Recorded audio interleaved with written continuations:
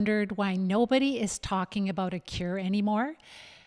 Now we're told that there are significant discoveries into new drugs that can manage the disease that we're living with for the rest of our life.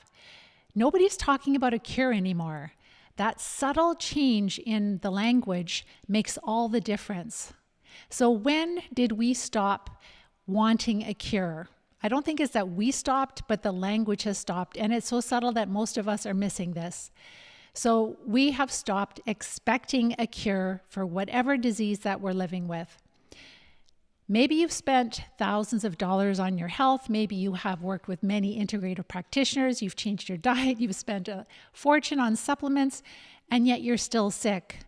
And the topic today is talking about what I believe is the greatest deception in healthcare since the start of mankind, because you're going to see how there was this intentional shift in our healthcare system, in our approach to health, and that happened in the mid-1950s. And since then, we have been gridlocked into this theory that MS and all chronic diseases are caused by our immune system attacking our nerve tissue or other tissue for no apparent reason.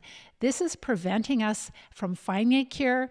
And again, the language, if you start to listen to these researchers bringing these new treatments out, they're not talking about a cure anymore. They're talking about management, managing our disease, living with our disease, and no longer talking about finding a cure. If we haven't met, my name is Pam Bartha, and I'm the author of Become a Wellness Champion and the founder of Live Disease Free. I was diagnosed with multiple sclerosis many years ago. This would be like 37 years ago now. At that time, I was told that you have multiple sclerosis and we don't know what causes it. There is no cure. Your immune system is attacking your nerve tissue. We don't know why. Not much has changed, and that's almost 40 years. So actually, what I'm going to share with you today is like how we have been stuck in this way of thinking since the mid-1950s, and how if we want to recover, if we want to find a cure, we are going to have to take a different path, because the path that we're on, it is leading to nowhere. So if you have spent a lot of time and money on your health and you're still sick, nothing has really made a difference. The one reason is that you have not been treating the root cause of why you're sick. It's not your fault. It's not even honestly the fault of our practitioners, because they have been trained in a specific way of thinking. If you've gone to school for 10 or 15 years and you've been told this is the only way, this is the way, we're going to show you this research and no other research, you are the expert, you start to believe it, right? And that is where we're at today. So it's not going to be found in a specific diet. It's not going to be found, the recovery, in a specific supplement or a specific integrative practice. It really is focused on treating the root cause. And that's where we don't go, because they're saying we don't know what causes it. It's just your immune system has gone haywire. So I was diagnosed with multiple sclerosis when I was just 28 years old. This was back in 1988. And at that time, again, I mentioned that I was told, you have this incurable disease, you're going to become completely disabled in time, and there's nothing you can do to change the course of your life. I was really sick at that time. I had lost all vision in my left eye. It was like I had a black patch over my eye. I was flatlined on the couch. I could not take care of myself. I had terrible headaches, fatigue. I just was a train wreck. My mom stepped in. She took care of me. She took care of my two small children. I went to the experts. They told me that this was my life, that, sometimes MS hits you quickly or sometimes it's more slowly, but in time you will be in a wheelchair, you'll be completely disabled. And then they said, there's nothing you can do to change the course of your life. Well, I was devastated. I cried out to God, as I had done before in the past. And because I had a really wonderful relationship with God, He had answered a lot of prayers, I just had a sense that somehow He could bring good out of this horrible situation. Very shortly after that, my mother-in-law gave me a book. That book, she didn't even know what it was about. She's like, they were talking about MS, and she thought, this might be helpful for Pam. And so that's the only book I got. And that book opened up my eyes to a whole new world that I had no idea. These were medically trained doctors that were talking about chronic infections in the body causing diseases like MS 40 years ago. They were medical doctors. They were forward thinkers. They were way ahead of their time. When I read 4 books by 4 different medical doctors talking about this, then I decided this sounds so much more hopeful than what I was told. I decided to take a different path. From that moment on, I decided to try to figure out what types of infections I was dealing with. I didn't know they were called parasites, but that paid off dividends. I've been able to live MS-free for 37 years now. I had another child. He's married. He has 3 children now. I have 8 grandchildren. They are my joy. The grandkids are so much fun. I'm working lots, but I have a lot of fun outside. I've got horses again. I was into horses when I was in my 20s, so I've got horses now again, and my grandkids, and gardening and outside, and dogs, of course. So I do love animals and love nature and love my family, and I'm so grateful to God for giving me this wisdom, and this is what I'm passing on to you. And I really believe it's by the grace of God that we have done this work, because we have coached over 2,000 people over the past 10 years in helping them to recover from these infections. And that's what I'm going to share with you. This research has been available. They knew more about multiple sclerosis in the late 1800s, early 1900s, about what causes MS than they do today. Crazy. Same thing with so that's with the malaria babesia type microbe. And also I've talked about the spirochete that causes Lyme disease. So all of this was known in the early 1900s, and today they don't know what causes MS. It's just insane.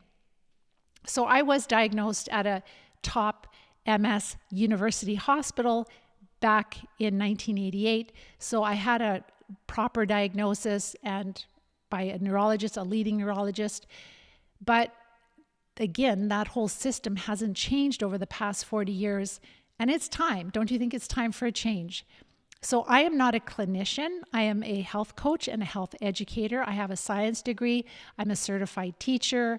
I've developed the Live Disease-Free Plan. We've served thousands of people all over the world, many different countries, over 20 countries, helping them because it's really hard to find practitioners that understand this. It's bizarre, but that's where we are today.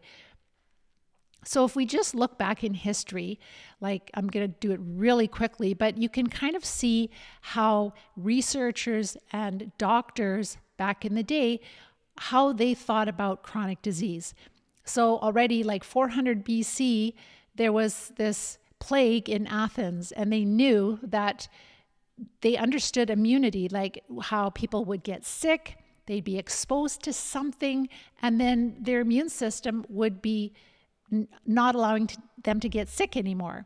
Then in the 1800s, we know about the germ theory was discovered. So microbes that can cause disease, probably with microscopes.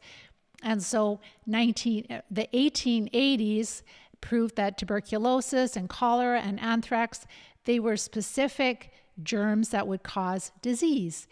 Then in 1906, they learned about the spirochete, that corkscrew-shaped bacteria that causes syphilis.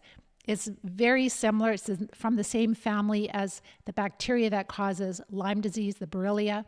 And so that was 1906 that spirochete was discovered.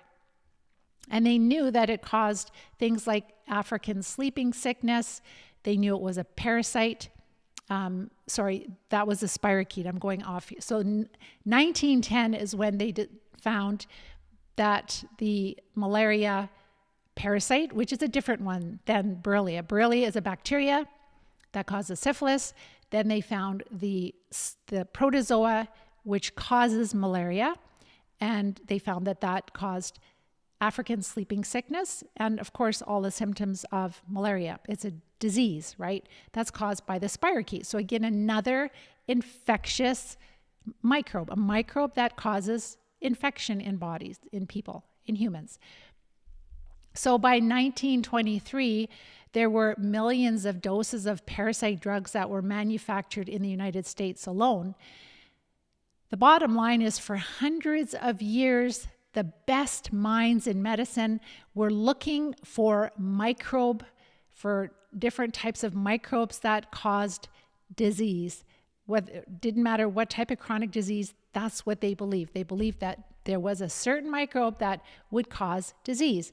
And that's how they thought. They thought the diseases were infectious, caused by infectious agents. And they were finding them, right? And then all of a sudden, in the mid-1950s, there was a huge shift. So it started off with a specific doctor, Kunkel, and he introduced a whole new idea of autoimmunity, where the immune system is attacking tissue.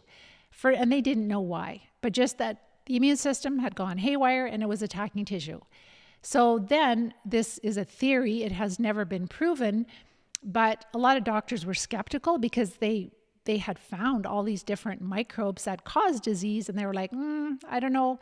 But what happened is there was a huge influence of a few very rich people that were heavily funding the medical hospitals. I'm not going to go into all the details, but a lot of integrative practices were pushed out, and they went solely pharmaceutical, and not just pharmaceutical, but with the understanding that the immune system was the problem.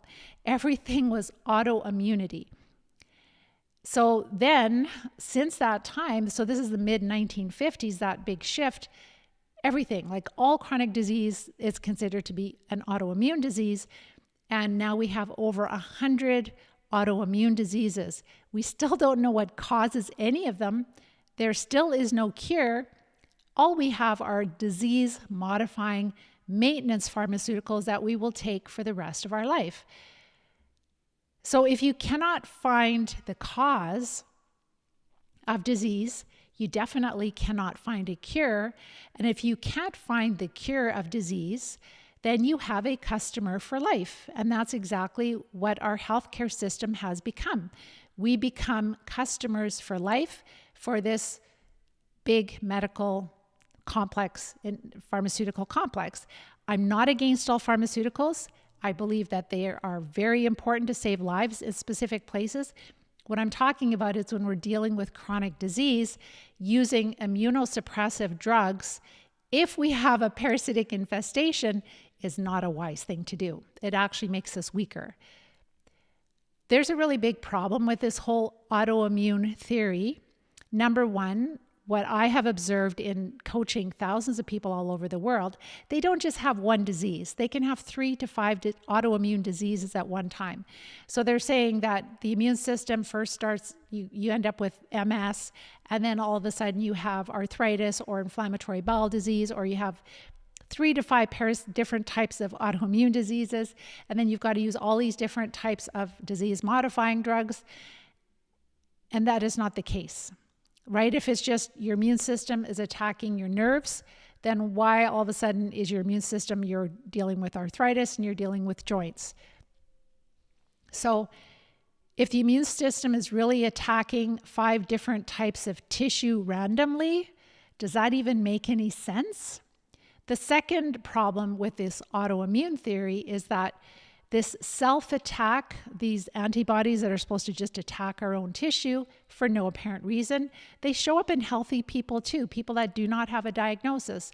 For example, there's something called rheumatoid factor that we find in a lot of people that have arthritis. But it's also been linked with chronic bacterial infections. Also, it's found in healthy elderly people. So not just in people that are dealing with arthritis, but also people that are just elderly, like myself. And so if the marker shows up in people that do not have disease, it's not a reliable marker for self-attack, for the immune system attacking our own tissue. Problem number 3, for multiple sclerosis, the target of the attack has never been found.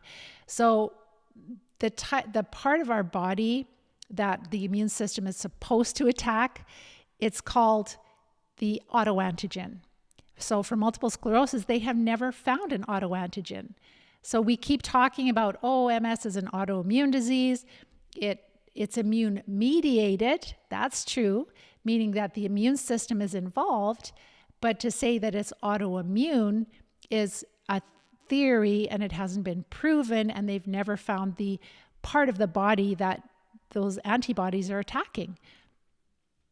So that is a really, really big problem. So yet every video, every brochure, most doctors, they're still calling it autoimmune disease.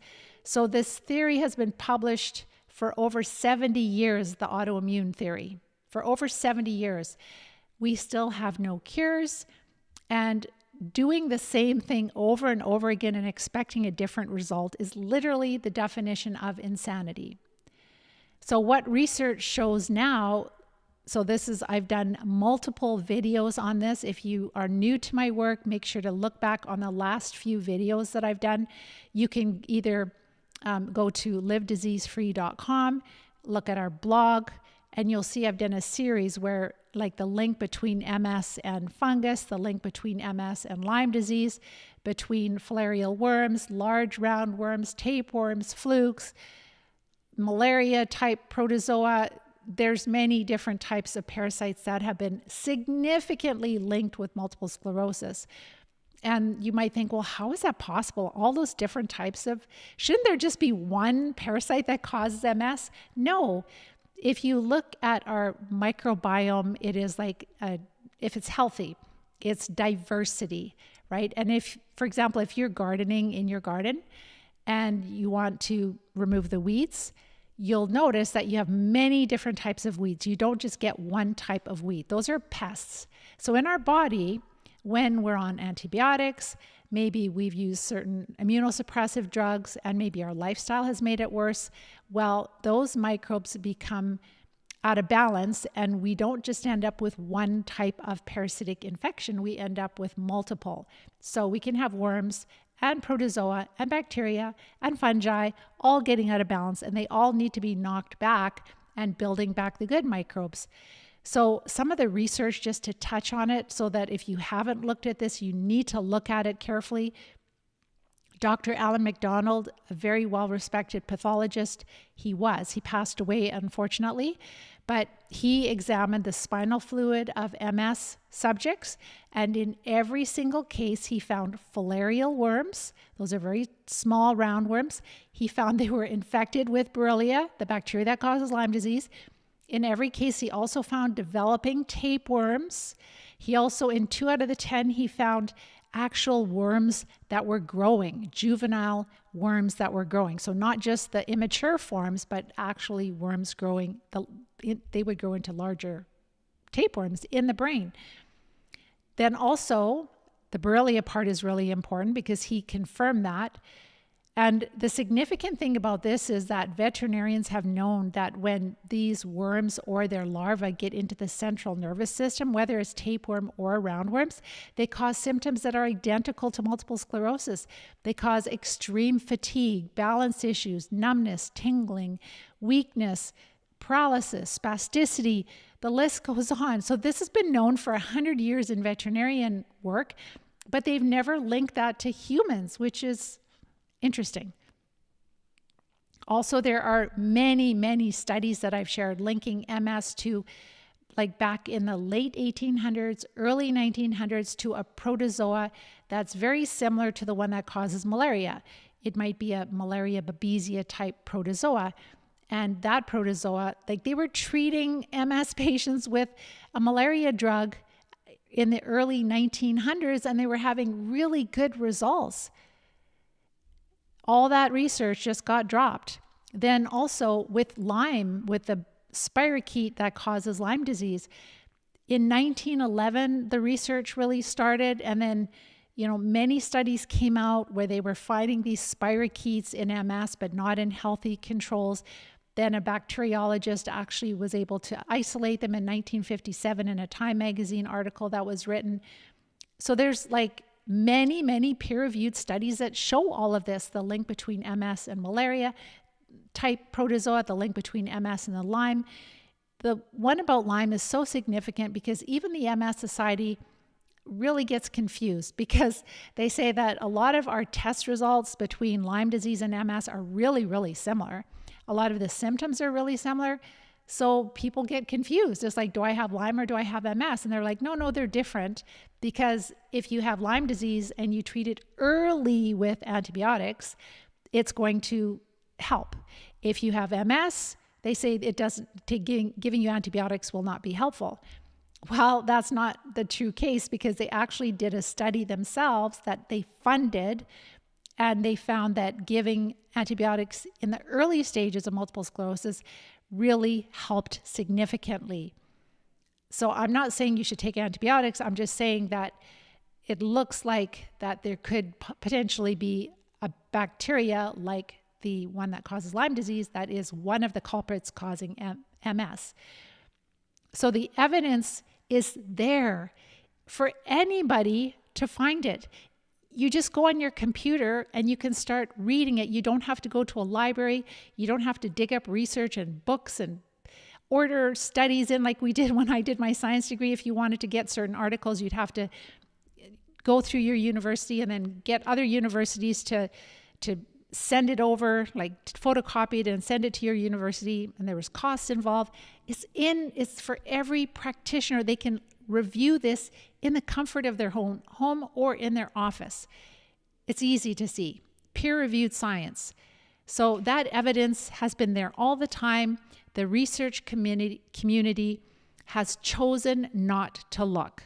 I'm not saying your doctors have, but the people in charge of how we diagnose and treat multiple sclerosis, they find no value in looking at any types of infections that could cause MS, because they have been so easily brainwashed. And I believe that's human nature. So why nothing has changed? Like right now, I'm just going to talk about multiple sclerosis, but this is true for all chronic diseases. There are governing authorities, panels that decide how a specific disease is diagnosed and treated. So with multiple sclerosis, that would be the McDonald criteria. And so with that criteria, number one, they find no value in trying to see if any infections are involved with MS. They're like, no, we're good. We're just going to look at lesions in the central nervous system. If you have lesions in certain places and they come and go at certain times, that's one way we're going to diagnose. And the other way we'll diagnose is sometimes we'll do a lumbar puncture and we'll look for antibody bands. That's it. We're not looking any farther than that. Well, I have shared, I think it was the last couple of weeks, how parasites, it's known in science, parasites cause lesions in the central nervous system. So why are they not looking to see what's causing the lesions? And then antibody bands, that's a sign that your immune system is fighting something. It produces antibodies to fight an invader. So why are they not looking to see what types of antibodies, and could there be potential infections that those antibodies are there because the immune system is just trying to defend the body? So they're like, no, we're just going to look at like lesions, antibody bands. We don't care where they came from. It's all a mystery. So just go back to sleep. It's insane. And so this, and please pay attention now when you hear, when the media is talking about, oh, there's a new treatment for this condition or that condition, listen to the words they say. They're not talking about a cure anymore. Like with the MS, I don't hear anymore the run for the cure or cancer. It's like we're literally just managing disease. And it's like we're in a coma and we're like, okay, if that's what you say, we'll just manage disease. And we're not even talking about finding a cure anymore. And we're accepting that. And I know it's not intentional, but a lot of us haven't even really thought about it. We haven't thought, oh, wow, yeah, you're right. They aren't talking about a cure anymore. That's a really big deal. They've kind of lulled us into this comatose state where we're just like, okay, whatever you say, okay, this is okay. I've just got to take drugs for the rest of my life. I'm just going to have to become disabled. Okay. It's not okay. And this is where the companies profiting from diseases, they are paying for the rules that are defining disease. So if you look on the back of the McDonald criteria, the last 2 pages, it's funded So how we diagnose and treat multiple sclerosis, this is funded by the very drug companies that sell the MS, disease-modifying drugs. So they are influencing how we diagnose and treat multiple sclerosis. That is a conflict of interest. So the doctors aren't the villain. They're just trained in this system. They really believe this is the answer. What I've shared is true for all chronic diseases. They're all caused by various types of infections. I have students that have Crohn's disease, arthritis, diabetes, cancer, you name it, Parkinson's, ALS, PLS. It's all infectious diseases.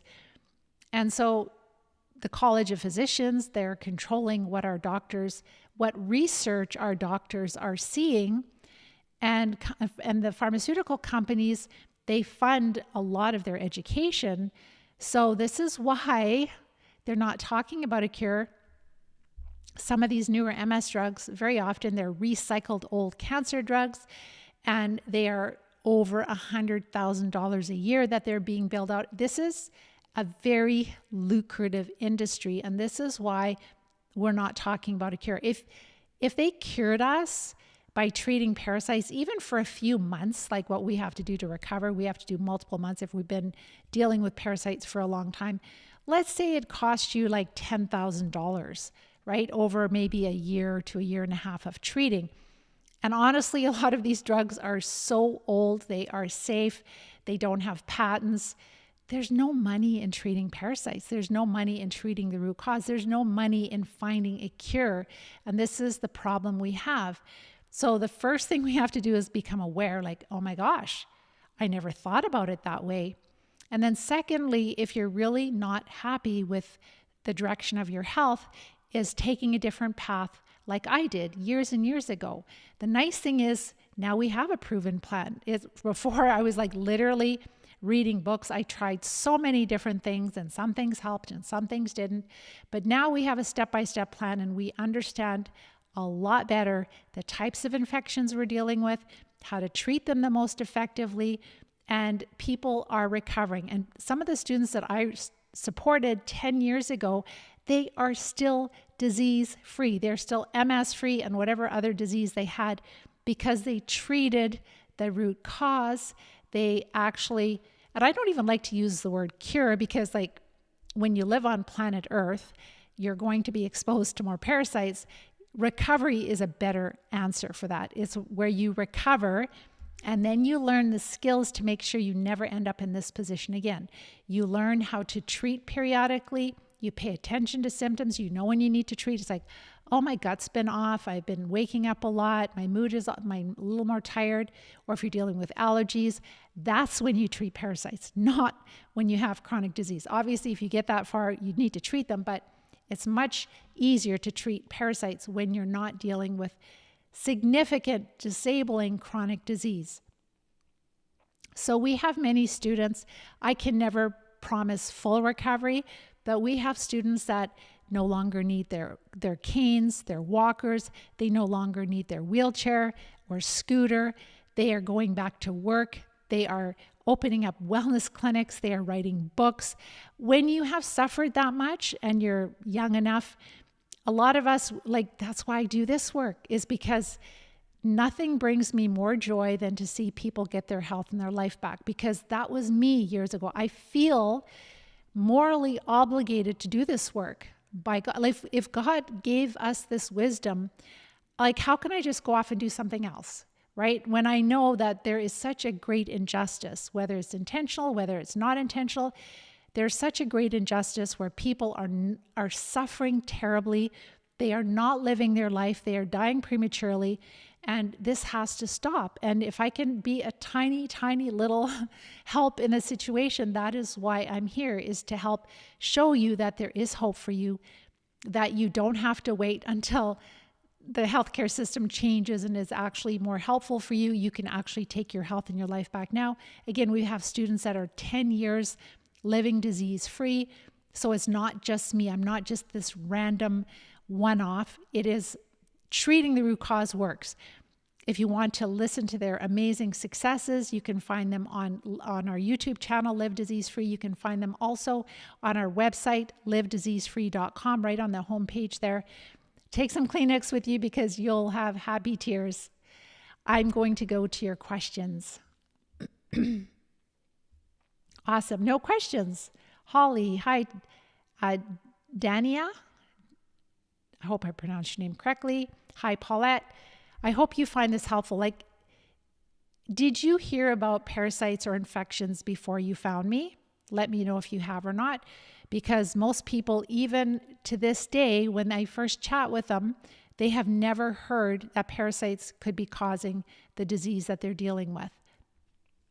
So I forgot to mention for Sarah, she went like from not knowing if she was going to be able to care for her kids to running 5K races. So people do some pretty wild things once they get a second lease on life.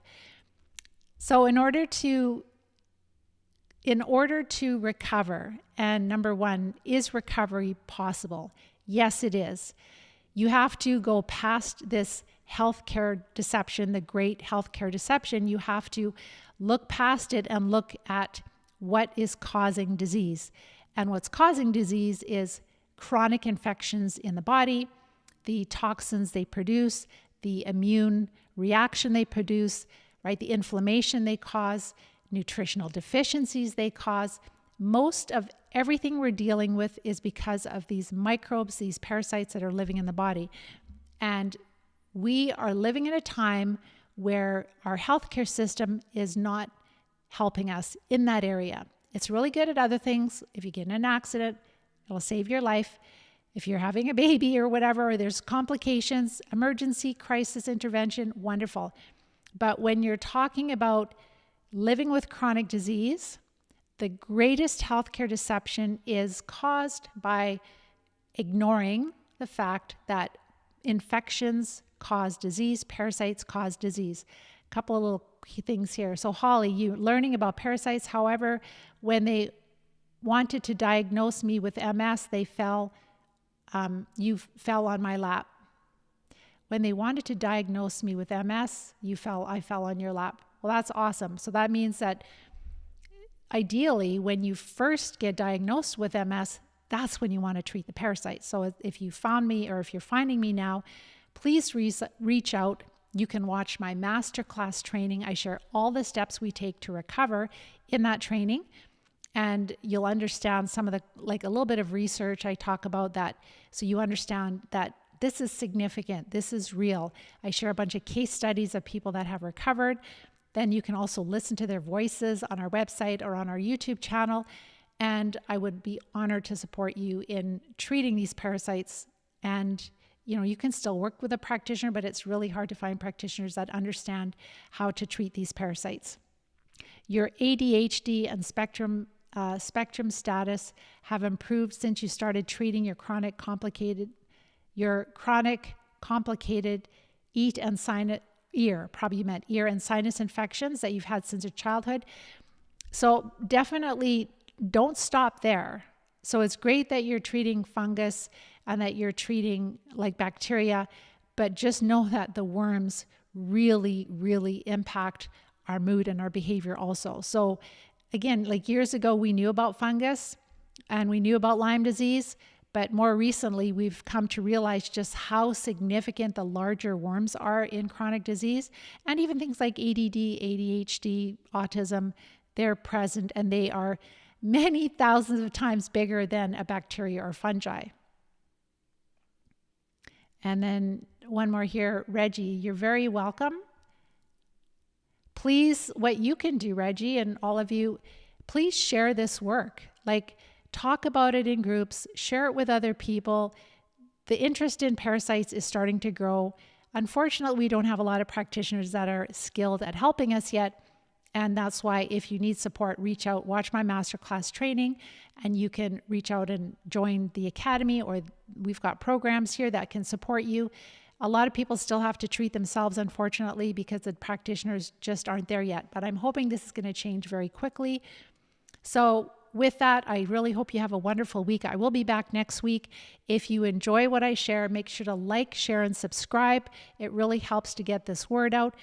And again, if you are brand new to all of this, then make sure to comment the word, we'll call it deception. Yeah, let's call it deception. So if you want my notes and the condensed video here, make sure to comment the word deception, and we'll send over the link for my notes and the video that will be edited. Otherwise, if you want to connect more with us, go on to the livediseasefree.com website. You can make sure to subscribe there because you'll get on our newsletter, and I share the latest research there. And it's really exciting. We're moving into different ways that we can support our students using technology in a much more efficient way so that they can recover more quickly. It's really cutting edge.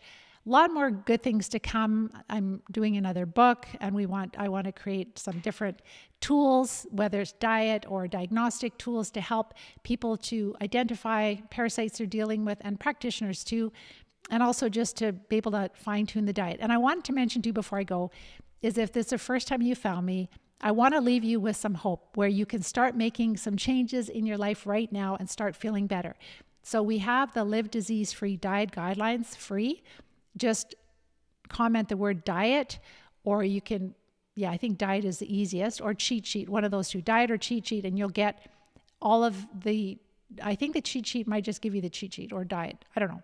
Try both of them, and that way you'll get the guidelines on how to follow the Live Disease-Free diet.